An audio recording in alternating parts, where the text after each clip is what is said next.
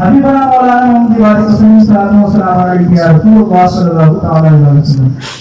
درود پاک آپ کو پڑھنے کے لیے کہا جا رہا ہے تو آپ بالکل کنجوسی سے کام لے رہے ہیں، جبکہ درود پاک کی برکت یہ ہے کہ درود پاک اگر آپ پڑھ لیں گے تو آپ کی گناہیں بھی مٹے گی، آپ کے نامہ اعمال میں ثوابوں کا اضافہ بھی ہوگا، اور ساتھ ہی ساتھ اتنا ہی نہیں بلکہ سنیں یہ درود پاک حضور سرور کائنات تک فرشتے پہنچاتے ہیں.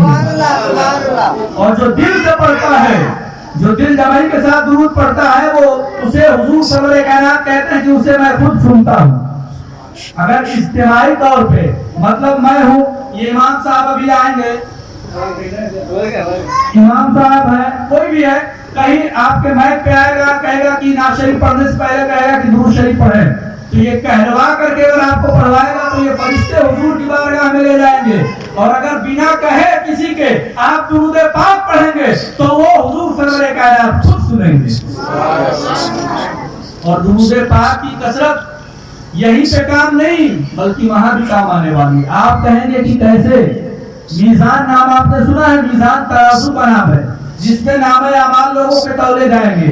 آپ نے دنیا میں کتنی اچھائیاں کی، کتنی برائیاں کی، وہ میزان پہ تولے جائیں گے. میزان ترازو کا نام ہے، سارے لوگوں کے اعمال اس پہ تولے جائیں گے. آپ سنیں غور و فکر کے ساتھ، درود پاک کے ورد کرنے کا، جو دنیا میں درود پاک کا ورد کرے گا کثرت سے، محبت سے حضور پہ درود پڑھ کر کے بھیجے گا، اس کی برکت میں اس لیے بتا دینا چاہتا ہوں کہ بہت سارے لوگ نہیں جانتے ہیں، اور یہ باتیں بتا دوں گا تاکہ آپ کو سمجھ میں آ جائے گا. اور جب سمجھ میں آئے گا تو ہو سکتا ہے کہ درود پاک کا آپ ورد کریں اور کسی دن قسمت کا ستارہ آپ کا بلند ہو جائے.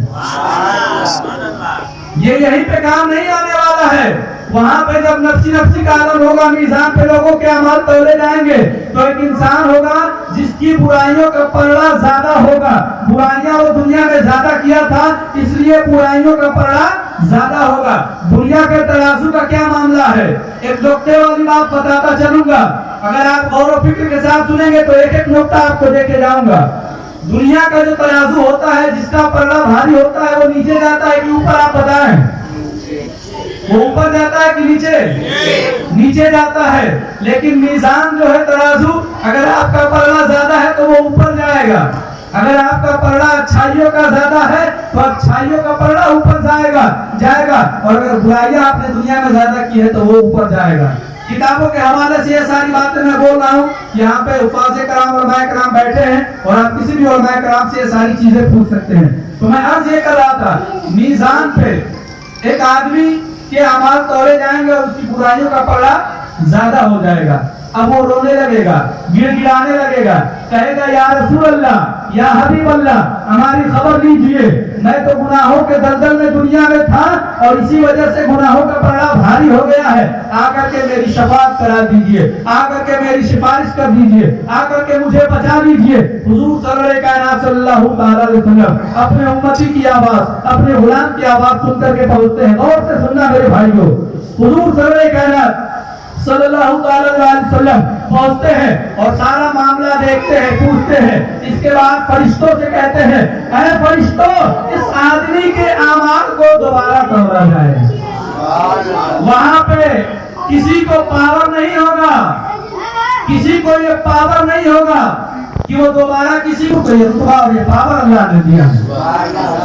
تو فرشتے کہیں گے کہ یا رسول اللہ، یا حبیب اللہ، اس کے اعمال کیسے تولے جائیں گے؟ تو برائیوں کے دلدل میں دنیا میں تھا، برائیوں کا پلڑا بھاری ہے. حضور کہیں گے کہ تولو، دوبارہ تولا جائے گا. اور جب دوبارہ تولا جائے گا، غور و فکر کے ساتھ سنیے گا ورنہ میرا چلانا سب بیکار ہو جائے گا. اور یہ بغل میں اگر میری ماں میں فرشتوں کو کیا کریں گے؟ دوبارہ حکم دیں گے. دوبارہ جب اعمال تولے جائیں گے، میرے سرکار سرور کائنات صلی اللہ علیہ وسلم ایک کاغذ کا ٹکڑا اپنے جیب سے نکالتے ہیں اور کاغذ کے ٹکڑے کو اس میزان پہ رکھ دیں گے، اس ترازو پہ رکھ دیں گے.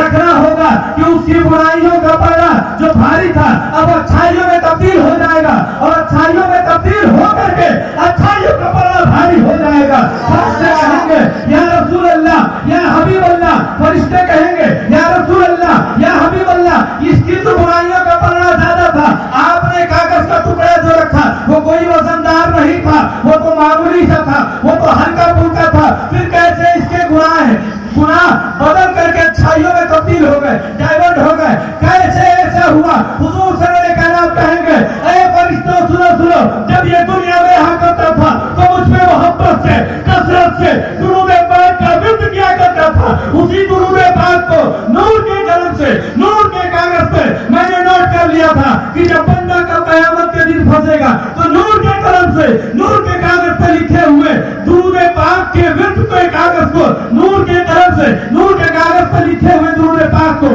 جب میں میزان پر رکھ دوں گا تو اس کی گناہیں مٹ کر کے اچھائیوں میں تبدیل ہو جائیں گے. برادران ملت اسلامیہ، بتانا مطلب یہ ہے کہ درود پاک کی برکت یہ ہے، اس لیے ہم درود پاک کا ورد کیا کریں. ارے کبھی بستر پہ آپ وضو بنا کر کے سو کر کے درود پاک ورد کرتے جاؤ گے، کسی دن قسمت کا ستارہ بلند ہوگا تو حضور کا دیدار بھی ہو جائے گا. آج ہم کہتے ہیں کہ حضور کا دیدار نہیں ہوتا ہے. اگر حضور کا دیدار کرنے کا کوئی مشتاق ہے، کوئی چاہت رکھتا ہے کہ حضور کا دیدار میں کر لوں تو درود پاک کا ورد کیا کرے. اگر درود پاک کا ورد کرے گا انشاءاللہ العزیز کسی دن حضور سرور کائنات اس کے خواب میں تشریف لائیں گے اور اس کی قسمت جگا کر کے چلے جائیں گے. لیکن شرط یہ ہے کہ وہ گھر بالکل شریعت کا پابند ہونا چاہیے. اس گھر میں ٹی وی وغیرہ نہ ہونا چاہیے. آپ سوچیں جس گھر میں ٹی وی میں ناچ گانے ہوں گے، موبائلوں میں ناچ گانے ہوں گے، کیا حضور سرور کائنات اس گھر میں جائیں گے؟ ہرگز نہیں جائیں گے. آپ اپنے سینس سے سوچئے، اپنے دماغ سے سوچئے. اگر ایسا آپ کریں گے تو ایسا ہرگز نہیں ہوگا. تو برادران ملت اسلامیہ، بتانا یہی چاہتا ہوں، میسج یہی دینا چاہتا ہوں، پیغام یہی دینا چاہتا ہوں کہ درود پاک کا آپ ورد کیا کریں. درود پاک کا ورد کریں گے آپ فائدے میں رہیں گے. آئیے بہت تیزی کے ساتھ میں آگے بڑھتا ہوں. حضور سرور کائنات صلی اللہ تعالی علیہ وسلم پہ میں نے اپنا عنوان میں نے بنایا ہے، محمد صلی اللہ تعالی علیہ وسلم اللہ کے راہ. یہ پوری دنیا کو نہیں بناتا، یہ پوری کائنات کو وجود نہیں بخشتا. یہ دنیا میں ہم اور آپ جو نظر آ رہے ہیں یہ حضور کا صدقہ ہے. حضور سرور کائنات کو دنیا میں بھیجنا تھا تب اللہ تبارک و تعالی نے یہ دنیا بنائی، ورنہ یہ دنیا کو وجود میں نہیں لاتا. یہ حضور سرور کائنات صلی اللہ تعالی علیہ وسلم وہی حضور سرور کائنات کی میں بات کر رہا ہوں. آپ غور و فکر کے ساتھ سنیں، شور شرابہ نہ کریں. وہی حضور کی بات میں کر رہا ہوں جنہوں نے اپنے کردار کے بلبوتے پہ، اپنے کیریکٹر کے بلبوتے پہ لوگوں کو اپنا دیوانہ بنایا. اسی طرح لوگ دیوانے نہیں بن گئے، اپنا کردار لوگوں کے سامنے پیش کیا، اپنا کیریکٹر لوگوں کے سامنے پیش کیا، تب لوگ ان کے دیوانے بنتے گئے. کیسا کیریکٹر پیش کیا آگے میں بہت تیزی کے ساتھ بتاتا چلوں. آپ بارہا سنتے ہوں گے یہ سارے واقعات. حضور نے کیسا کیریکٹر پیش کیا. ایک بڑھیا جو شہر کو چھوڑ کے بھاگ رہی تھی، وہاں پہ یہ افواہ اڑائی گئی تھی مکہ شریف میں معاذ اللہ کہ حضور جادوگر ہیں اور ان کی بات جو سنتا ہے انہی کا ہو جاتا ہے، ان کے پاس ہو جاتا ہے انہی کا ہو جاتا ہے. سن رہے نا حضرات، غور و فکر کے ساتھ سنیں. آپ کے بولے سبحان اللہ. سنیں، اگر سن لیں گے تو کامیابی کی ضمانت ہو جائے گی.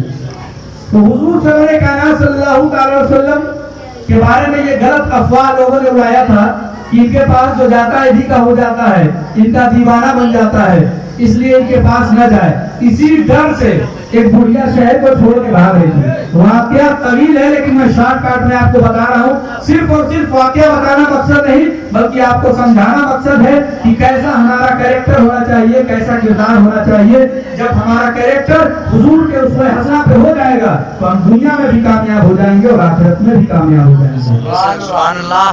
حضور سرور کائنات کے ڈر سے وہ بڑھیا بھاگ رہی ہے. گٹھری پانی ہے، بہت بھاری گٹھری ہے. اب حضور سرور کائنات صلی اللہ تعالی وسلم کا ادھری سے کچھ دیر میں گزر ہوتا ہے. حالانکہ وہ بڑھیا کچھ دیر انتظار کر رہی تھی کہ کوئی آئے تو یہ گٹھری میں اپنے سر پہ رکھوا لوں. بالکل شارٹ کٹ میں آپ کو بتا رہا ہوں. اتنے میں حضور سرور کائنات کا ادھر سے گزر ہوا. تو کہتے ہیں نوجوان یہ میری گٹھری جو ہے میرے سر پہ رکھ دو، پھر مجھے جہاں جانا ہے میں چلی جاؤں گی. حضور سرور کائنات صلی اللہ تعالی وسلم کہتے ہیں کہ اے بوڑھی ماں آپ کمزور ہیں، اگر یہ گٹھری آپ اپنے سر پہ رکھیں گی کچھ دور جائیں گی پھر لڑکھڑا کر کے گر سکتی ہیں، اس لیے اے بوڑھی ماں اگر آپ اجازت دیں تو یہ بھاری گٹھری میں اپنے سر پہ رکھ لوں اور جہاں آپ کہیں گی میں پہنچا دوں گا. وہ کہتے ہیں کہ ٹھیک ہے بیٹا تم پہنچا دو. وہ نہیں جان رہی کہ حضور یہی ہے، محمد یہی ہے، جن کے ڈر سے وہ شہر کو چھوڑ کے بھاگ رہی ہے وہی ان کی گٹھری لے جا رہے ہیں. محمد صلی اللہ علیہ وسلم उस बूढ़ी की गठरी को अपने सर पे ला देते हैं और बुढ़िया ने जहां तक कहा वहां तक पहुंचा दिया, उसकी मंजिल आ गई। बिल्कुल शार्टकट में वाकया बताऊं, वो बूढ़ी औरत कुछ उजरत भी पेश करने की कोशिश करती है, लेकिन हुजूर मना करते हैं, कहते हैं कि मैं इंसानियत के नाते आपकी मदद किया हूँ, आप कमजोर हैं इसलिए मैं आपकी मदद किया हूँ। वो बूढ़ी औरत कहती है, सारी बातें जो हो जाती है उन लोगों में, इसके बाद बूढ़ी औरत कहती है, बेटा सुन, एक मशवरा मैं तुझे देना चाहती हूँ, वो ले लो। वो हुजूर सल्लल्लाहु कायनात मोहम्मद सल्लल्लाहु अलैहि वसल्लम कहते हैं कि बूढ़ी माँ बताएं मशवरा क्या है। वो बूढ़ी औरत कहती है, तू बहुत नरम दिल का है, तू बहुत भोला है, तू बहुत सच्चा मालूम होता है, इसलिए मैं तुझे ये मशवरा देती हूँ कि मोहम्मद के सामने मत जाना, इसलिए कि मोहम्मद के सामने जो जाता है, उनके पास जो जाता है, उन्हीं का हो जाता है, उन्हीं का दीवाना बन जाता है, उन्हीं के नगमे गाने लगता है, उन्हीं के कलमे पढ़ने लगता है, इसलिए उनके पास मत जाना, इसलिए कि उनके पास जब जाओगे तो उन्हीं के हो जाओगे। हुजूर सल्लल्लाहु कायनात मुस्कुराते हैं और कहते हैं, बूढ़ी माँ क्या आपने मोहम्मद को देखा है? कहा कि नहीं। कहा कि जिसके डर से आप शहर को छोड़ के भाग रही है वो कोई और नहीं बल्कि मैं ही मोहम्मद हूँ। हुजूर सल्लल्लाहु अलैहि वसल्लम कि जब ये बात सुनती है तो बुढ़िया शर्मसार हो जाती है, शर्म से पानी पानी हो जाती है और कहती है, बेटा मुझे माफ कर दे। कहती है, या रसूल अल्लाह, अभी तक तो बेटा बेटा नौजवान कह रही थी, लेकिन अब कह रही है, या रसूल अल्लाह हमें माफ कर दे, मुझे मैं अपने काम पे शर्मिंदा हूँ, मैं अपने करने पे शर्मिंदा हूँ। अब मुझे पता चला कि आपके बारे में लोग गलत अफवाह उड़ा रहे थे, आप वाकई में अल्लाह के सच्चे नबी हैं और सच्चे नबी हैं और इसलिए आप ही के लोग हो जाते हैं, आप ही के दीवाने हो जाते हैं। अब मैं शहर को छोड़ के नहीं जाऊंगी बल्कि मैं भी आपकी दीवानी हो गई हूँ, आपकी बन के रहूंगी। इस्लामिया मैं ये वाकया बताना मकसद नहीं है, कैरेक्टर देखे हुजूर का कैरेक्टर आप गौर फिक्र के साथ सुने। हुजूर सल्लल्लाहु अलैहि वसल्लम पे एक बुढ़िया कूड़ा फेंकती थी रोजाना, ये वाकया तो आपको मालूम होगा, ये वाकया तो आपको भी मालूम होगा ना। वो बुढ़िया कूड़ा फेंकती थी, हुजूर सल्लल्लाहु अलैहि वसल्लम से उनके सहाबा